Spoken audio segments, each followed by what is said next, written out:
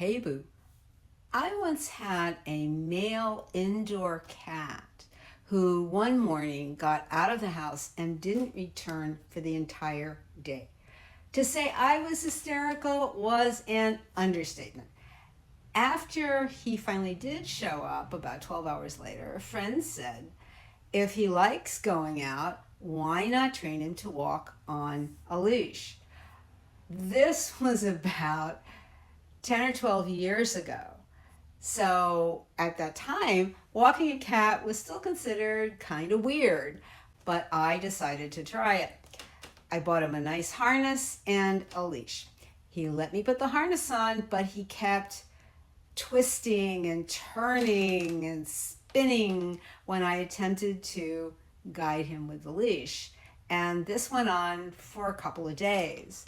And then one day, my little floofy bucking bronco simmered down. He realized where his bread was buttered and that this would allow him a way to enjoy the outdoors and roam. And we had some fun adventures with him being the intrepid guide. And this experience with my cat is exactly what happens with our mind when we start attempting to get it to simmer down so that we can nail that short imaginal scene implying we have our desire, what Neville Goddard called state akin to sleep, or what's sometimes called feeling it real, that you're imagining that scene with all your senses that implies you have your desire. We want to be able to use that method without the monkey mind interfering and what ifing this, what ifing that endlessly. So we can live from the end, so we can slam the door on the shadow world.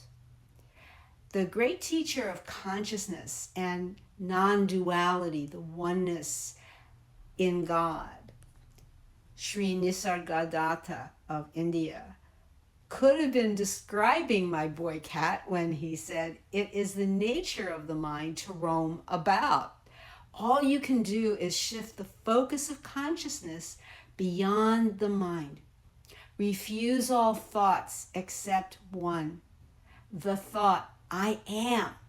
The mind will rebel in the beginning, but with patience and perseverance, it will yield and keep quiet. Once you are quiet, things will begin to happen spontaneously. So think of my cat rebelling on that leash and harness at first, and then simmering down and actually enjoying going out, leading the way. So it is the surrendering and allowing manifestation to enter, that manifestation that you already have it, but the mind is so filled with anxiety and thoughts spinning endlessly that we can't appreciate that feeling. Or maybe the idea of things happening spontaneously makes you break out in a cold sweat because you have no control over them. But we don't want to manipulate that. We want to allow that space for them to happen. Now, maybe you love being spontaneous, and maybe you love when things happen spontaneously, and if so, that's great. But if you find it challenging, if that very idea freaks you out, here's what Nisargadatta says. Things happen spontaneously and quite naturally without any interference on your part.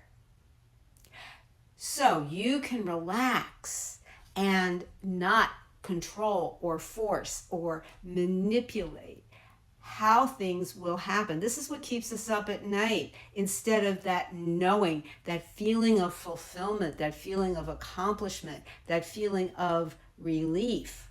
So you can relax and not control or force, just let go. And instead you can have the great enjoyment, the pure pleasure of everything, watching everything unfolding perfectly.